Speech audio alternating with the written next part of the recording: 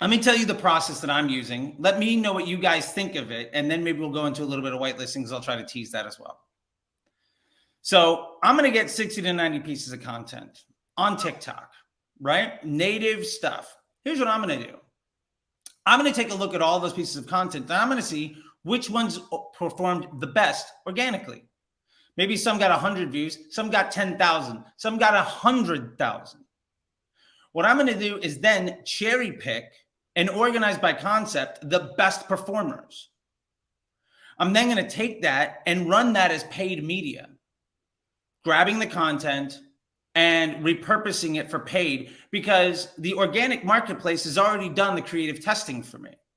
I already know what the platform is delivering because people respond well to it.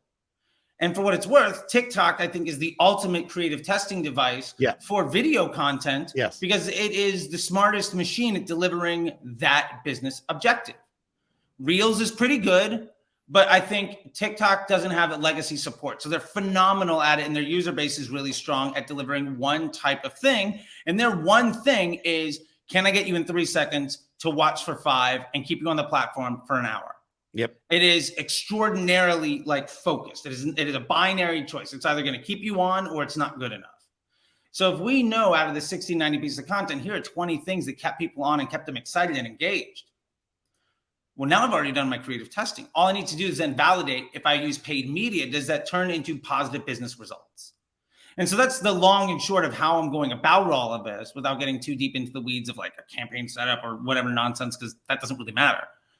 But that's my ultimate strategy with stuff, is acquisition of this, and then analysis, organization, and then amplification via paid media. And my hope is, if I can get 10, 20, 30% of my money back organically, and I hit 2 or 3 home runs out of each one of those, I know for a fact what I pay you in a month, I can spend in a day.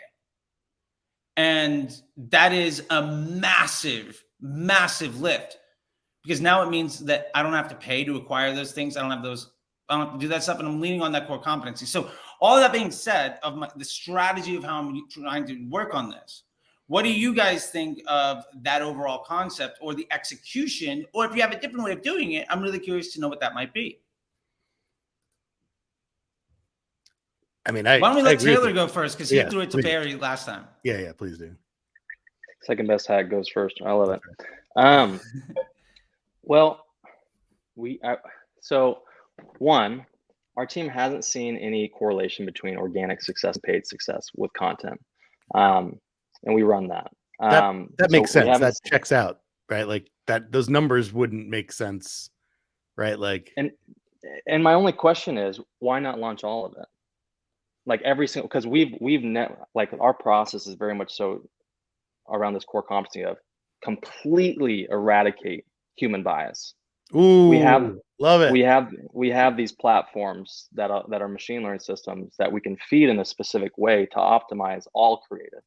And what we call in Kitship, the boo-boo content won't get any spend at the end of the day, with cost caps in place, and the cream of the crop will rise.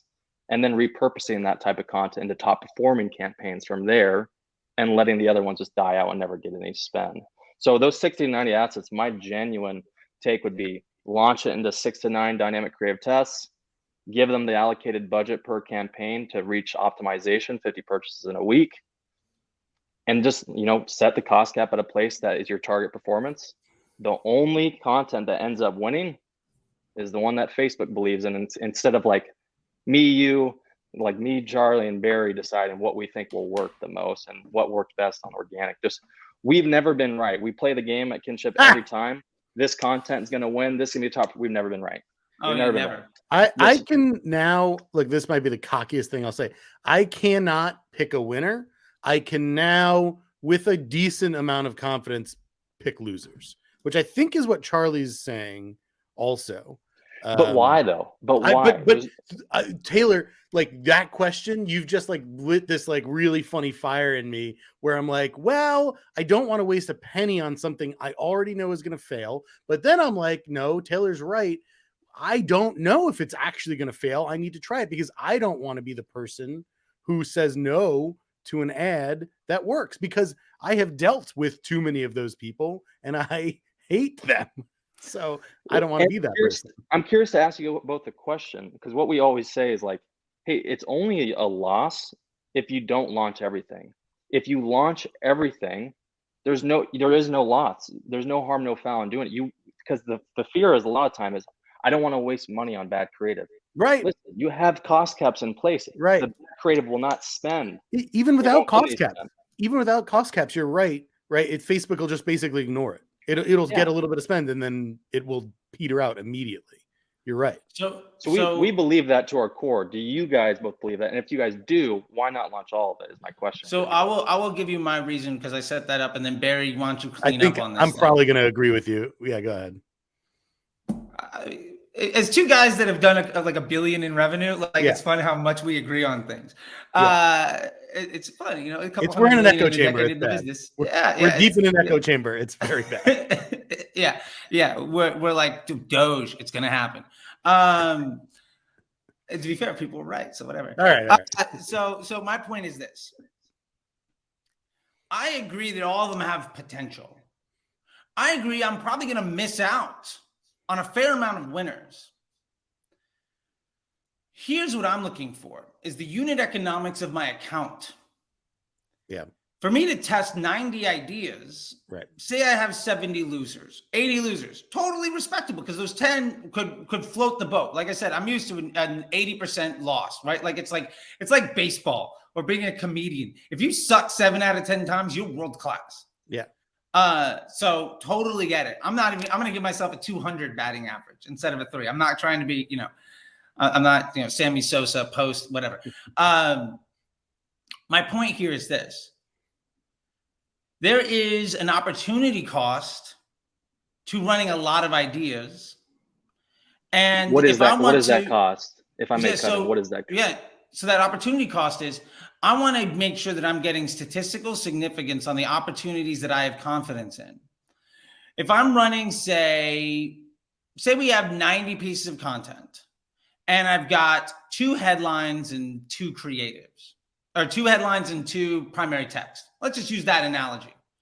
That is 360 ads. Well, wait for a second. Let's assume you had a line of copy. Let's just isolate, right? Assume you had a line of copy you wanted to stick with, right? Just to make it simple. The one copy. Okay. Right? Let's assume. Yeah. Still a lot. Yeah. So my point here is, even if it's the 90, I would feel far more comfortable doing a qualitative analysis and seeing, of that 90, if I break it down to 10 or 20 that I think have a good chance of winning, my likelihood of going through them, all I need is 1 winner, 2 winners, and the entire venture was good. I'm willing to say I'm going to miss out on 5 or 6 winners. If I find 2 of them, it's good. Now, the other thing is, I'm not saying that I will never use those ever again.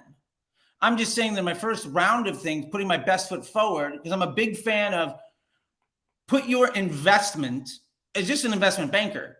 Invest your resources, allocate your assets where you have the highest confidence of a positive return. Now, how I'm evaluating that, knowing that Facebook and TikTok and other platforms an optimized CPM environment, the more likely that people are to respond positively to my content, whether it delivers me good business results or not, the better they receive it, the lower my market rate on the cost of inventory is. Now, this is super in the weeds, but basically, if I pick only the content that went, if I pick only out of those 60 or 90, only the ones that did 100,000 views or more, I'm being hyperbolic, but for the purpose of this conversation, let's say out of 90, 10 of them got 100,000 views. And the average view of those that wasn't in that was like 5K. Just for the purpose of being super hyperbolic here, clearly that's not going to be the case. But for the example here, if I go to market with paid media of just those assets that did exceptionally well, I know that I'm most likely to see the lowest market rate on my inventory. Now, there might be an ad that works really well, but if my CPM on that ad is going to be 20, 30 bucks, and another ad is going to be 10 or 15, I don't need to be nearly as effective. And there's an aggregate effect of having content that people enjoy and want to engage with from your account. If you focus on making sure that you are meeting Facebook or TikTok or YouTube, their business objectives of maintaining user time on site and a positive experience, on aggregate, your entire account will be running at a cheaper and cheaper and more efficient level, even if your ads aren't as good. But if I can maintain my cost of business as half of yours, my ads don't need to be nearly as good as yours to be competitive. And if I'm working on a long tail of, I'm just working on over time, my CPM's coming down. And for what it's worth, an account where 2 years ago I was seeing 20, 25 CPMs, I'm now seeing like 15, 12, because I've been working on this over time to make me a better and better partner.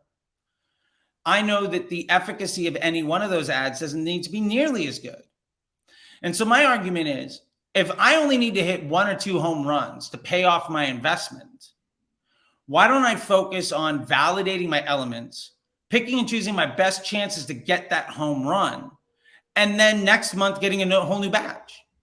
And if I strike out on everything, well, then I can go broader and I can say, okay, let me do the Hail Mary second chance lottery ticket and hope for the best. But my likelihood of hitting a home run, or at least maintaining my account integrity, by moving with content that people want to see, that means I'm having better unit economics on the platform from a paid media perspective in perpetuity, and it's going to improve over time. And that's really where I'm coming from, knowing I'm absolutely gonna miss a few slam dunks, because I'm not taking those shots. I think you might have, like, I mean, I agree with everything you're saying. I think you skipped over a really important, or not skipped over, you didn't dig into a really important technical issue that I want to highlight here about this, which is, or dig into a little bit more, which is that you're not going to get enough data. If we're selling, or we're giving away a free product, or selling a product for less than $10, yeah, give me 90 ads and I'll test them all. And I'll test them all quickly, because I'll get plenty of conversion data quickly to be able to get that data in a week, right? But the whole formula we're dealing with here is the amount of budget that we have available versus the cost per desired action. And if we're selling a $200, $300, $4,000, whatever, or even $200, $300, $400 or $1,000+ product, right? We're not going to get enough data to test 15 creative, let alone 90. I would argue, even if it's a $39 product. Yeah. I mean, to get to statistical significance on any one ad is over $1,500. Yeah. Look, we can also, like, there are ways we can cheat that. We could, just for the sake of creative testing, change our optimization to add to cart, right? And then you get more add to carts. You can close that gap quicker. Technically, I wouldn't go that route, but I see what you're saying. I wouldn't either. I might optimize for a different objective. I would use a different campaign type. I hated saying it because I don't want to recommend anyone do that. But you could, if you wanted to, just get all the data on the creative, but you'd be losing a lot of money because they wouldn't be optimized to purchase. So anyway, but the point is, to Taylor, like, I would want to test all of the 90 creatives, but like, either it's going to take me a year, maybe 6 months, whatever it is, depending on how much we're spending and what the cost per action is, or we do have to be a little bit picky and choosy. And I think that's, again, one of the values of one of the big values someone like me adds, and someone like Charlie adds, is that I think we can pull out ones that we have higher confidence in because we are familiar with this type, and B, we can probably weed out a bunch of losers. But maybe that's a bit cocky. But again, the problem is, I think there's too much. But I'd be curious what your thought is. Hear me out, and I want you guys both feedback on this. Okay, nine dynamic creative tests. Say we have 90. 9 dynamic creative tests. 10 creatives in each of them. It sounds like you guys both might think that's too many variables already. A lot. One headline, one copy, one ad set. Yeah.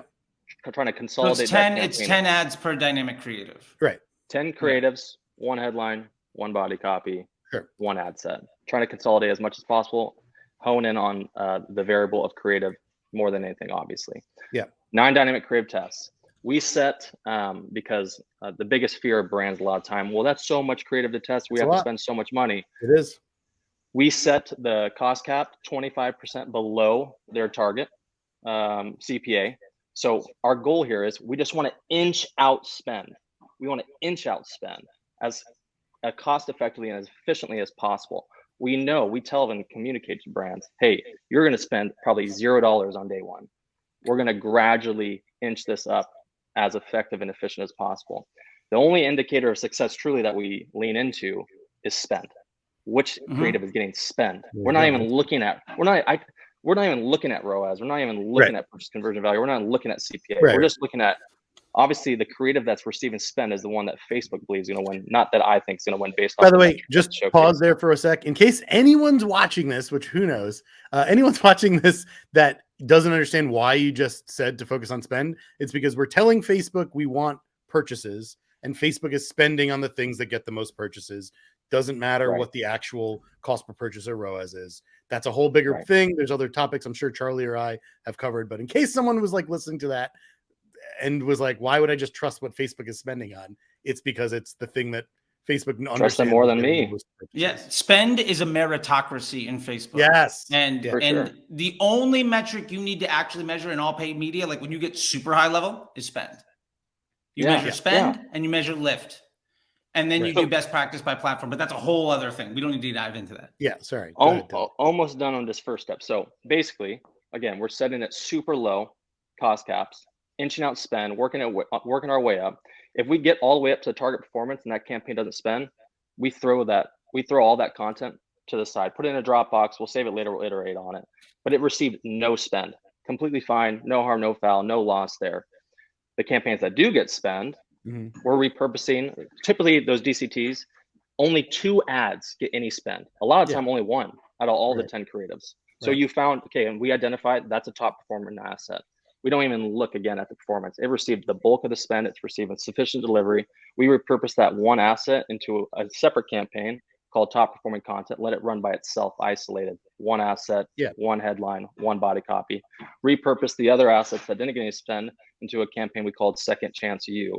Hey, doesn't mean these pieces of creative won't work because this top performing asset got all the spend. It just means, hey, this one's just crushing the CPA target.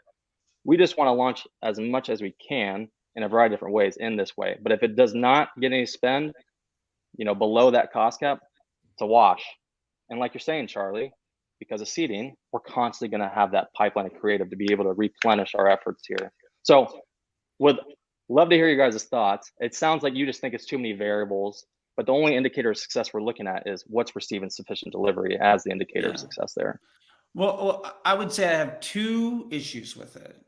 First off, love this strategy. Yeah. Data-based, scientific method, completely on board with it. I was pumped to talk to you about this today, so I'm excited to hear the feedback. I was excited to kind of tear it apart, by the way, and I'm not going to. It's good. It's not a bad. Yeah, so I will give my 2 thoughts, and then Barry maybe can give 2 thoughts as well, because it's strong. Here are my 2 issues. Number 1, while spend is a meritocracy, there is also, especially because you're using cost cap, there's a feedback loop in the content that is going to win. So in a dynamic creative with 10 creative options, it is not a binary decision. Does this dynamic creative work? Your thing is, does this creative that launched and got all the spend, was that good enough? And for you to work your way through, to your point of, well, let's test everything, there is a limitation on the design that you have set up, on the ability to test everything, because especially with cost cap and dynamic creative, because you're doing 2 predictive elements on top of each other, because they both rely on pre-existing data sets. The likelihood for you to find something that is incremental and different to your existing set is limited. Cost cap will try to find a user that will respond positively based on data that it has. And because using dynamic creative, Facebook's going with the highest confidence choice. So my issue there, part 1, is that you are most likely to find more of the same, which is great if you're trying to scale efficiency. If you're trying to get cheaper and cheaper price, and your strategy right now, however you're running things, maybe you're burning through creative where it feels like the ad stops working after a couple of weeks. This is a great way of replenishing that. However, it does also create the feedback loop of needing to replenish that, because your spend is basically, you are identified a target market and every ad is trying to saturate that target market. And because you're validating all those elements with predictive elements, dynamic creative and cost cap, you're more likely to just get deeper and deeper down that rabbit hole. And eventually you're going to be unable to spend more because your content, the lookalike audiences of that content is all basically one giant circle instead of a giant Venn diagram. So your ability to scale is limited. But you're going to be able to iterate through that one concept pretty effectively in a system that, what I love about it, it's very little human error. It's all data-based. It's binary decisions. A monkey could do it if you train him for a day. Love that. That's what you need to be that simple, or you're doing things wrong. So I love that. Second point, the limitation on copy is a bit of an issue for me because it's also it is doubling down on this issue. Yeah. Now, if it were me, we duplicate those 9 campaigns, by the way, into 18 and 27 into, you know, we just 9 times over with different headline, different copies. So we iterate on those copies. So here's what I would do. I would try to limit any one of those dynamic creatives to no more than 20 total possible combinations with variants of each element. Yeah. So maybe I have 2 headlines, 2 copy, and 3 creatives. Now, maybe that means that you run 2 or 3 of those at a time, and you get very binary choices. This was good, this was bad. If it was good enough, cool, optimize. I actually just did a whole thread on this, and videos are going up today. Every hour on Twitter, I'm going to do a new video on it. It's just, and then I'm going up as Instagram Reels, which will be repurposed as TikToks and go up on YouTube and Pinterest. But the point of it is, if I know that dynamic limit the variables. Yeah. So if I know that dynamic creative is doing well, the 10 creatives, 1 headline, 1 body copy, too many variables for the machine to handle. Yeah. So what I would say is instead 3 creatives, 2 copy, 2 headline. If that dynamic creative is doing well, awesome. Escalate it, move forward. If it's failing, eliminate the whole thing. And this way, every week you can try 2 or 3 ideas, and you're going to have a 90% confidence on whether or not those work for you. But you're going to get statistically significant investment across all of those elements. Now, the pain point here is it's probably going to take you 2 months, 3 months to get through those 90, which brings me back to my point of validating them. Let me get that 90 down to 10 or 12, and then I can spend the whole month on 4 tests, and I'm going to get 1 winner out of it. I'm like 99% confident I'm going to get 1 thing that works. And that 1 thing, when I start to use paid media, will pay off the acquisition cost of all of that content. My likelihood of breaking even is extremely high. And in direct consumer paid media, if you're breaking even, you're making a ton of money because you have LTV, because you have other operations, because you have CRM database, search, whatever. So my issue is that, and those are the 2 pain points that I have, because you have a much lower confidence on the ability of your winners and your losers to be something you can leverage. And also, all of that spend that goes into ideas that aren't good hurts your unit economics downstream, because you might be escalating 60, 70 ads that people hate. But no spend going behind the bad creative, though. Oh, no, absolutely. But any of that spend that goes, maybe it's $100 per test behind each one, and you got 3 or 4 a week. On the month, you spend $3,000-$4,000 on ads that effectively, on aggregate, increase your CPM as an advertiser over time. So that is, at a very meta, not trying to be whatever, at a very Facebook level. Right. I take that back. I apologize in advance. That is what I'm looking at. So I love the strategy. I would piecemeal that stuff down, and maybe you roll it out in fashion where week 1 is your highest confidence. Week 2 is your second highest confidence. Week 3 is all the second chancers. We end up doing the same thing, it sounds like. Yeah. My only difference is I would stagger the rollout based on the organic performance, because that organic performance is my biggest indicator of the lowest CPM in the platform. It is. And then likely what happens is the winners are going to have way less competition to see those initial impressions.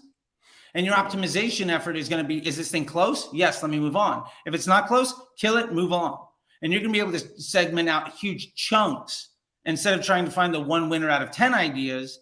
It's 3 different ideas, which one works. And then you eliminate 9.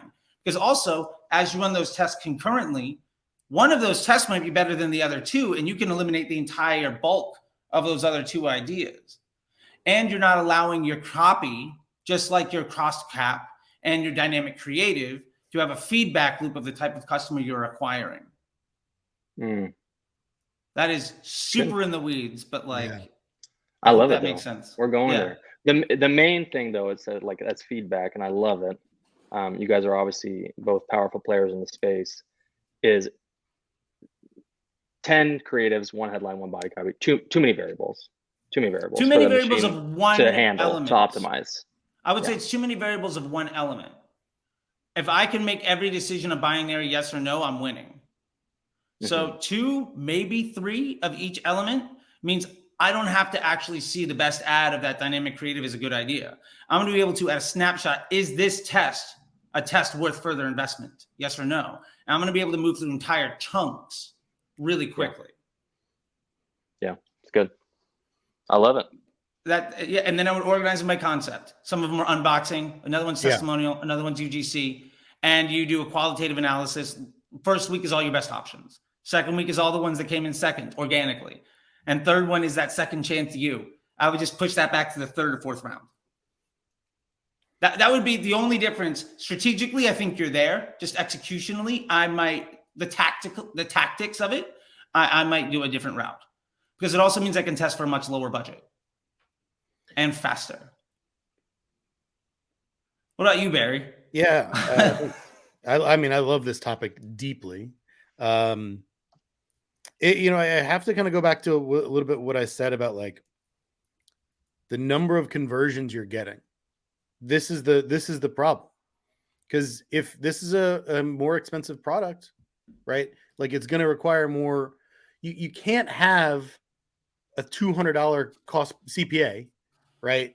With 10 ads in it and believe that the best spending, the top spending one is really the best one without spending thousands of dollars. By the way, that would be $100,000 to find one winning ad. With significance. That's total significance.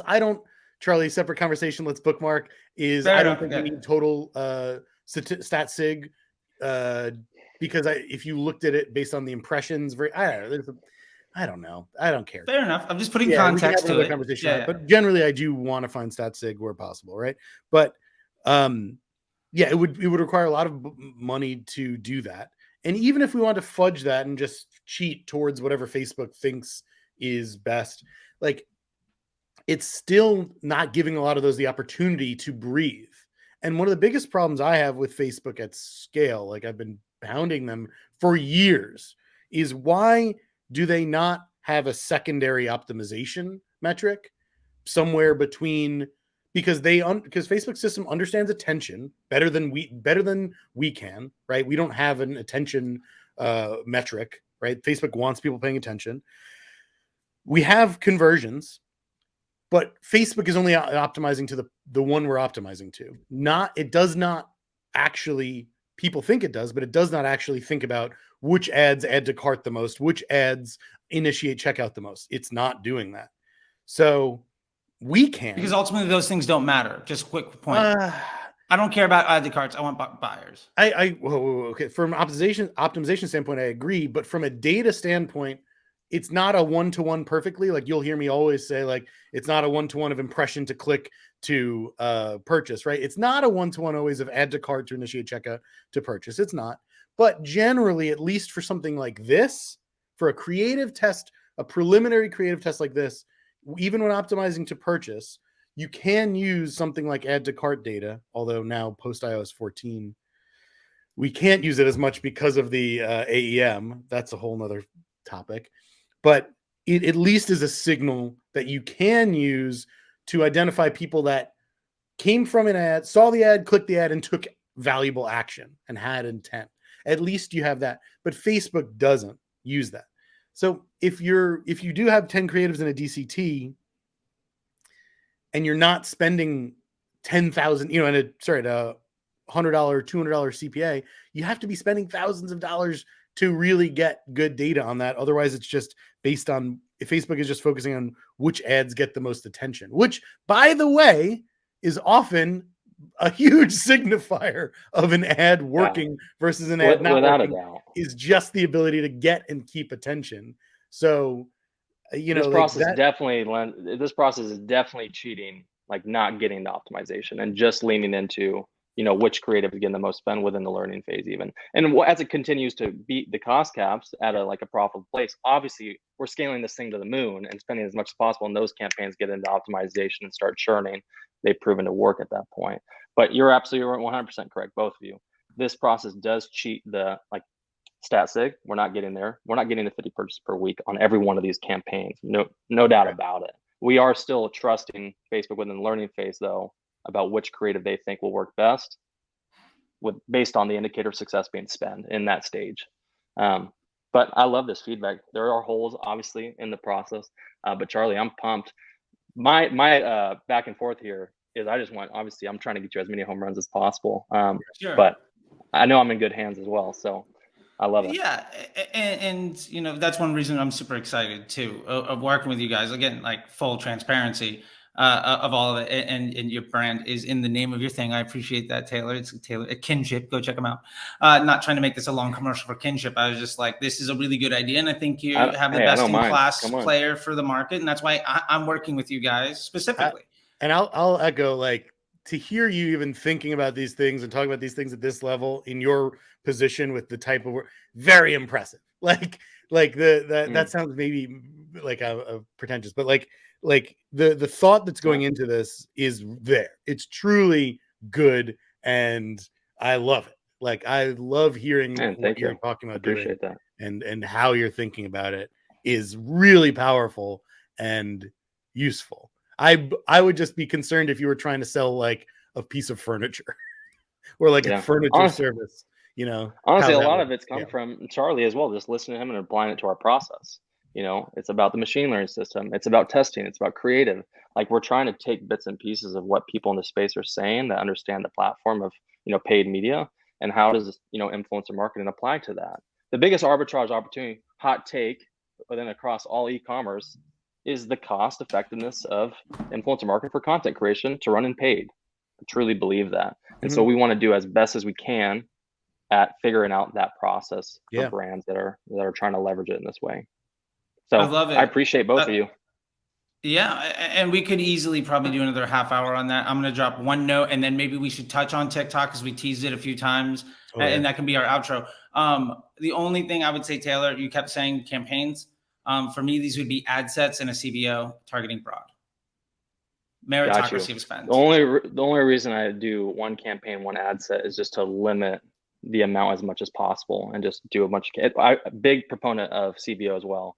Try to limit the amount of ad sets with how many variables are at the within that campaign already. And my point to this is, if spend is truly a meritocracy, which we all believe, and a CBO, only the best ideas, in a simpler version, the one I'm talking about, in a simpler version, only the best idea would get that spend.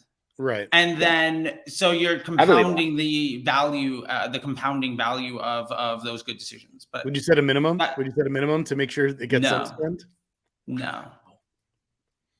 I love it. You can knife each other in the streets. Lean in, Barry. I want the thing that's, I describe it to this on all my students in the MBA program, all constantly.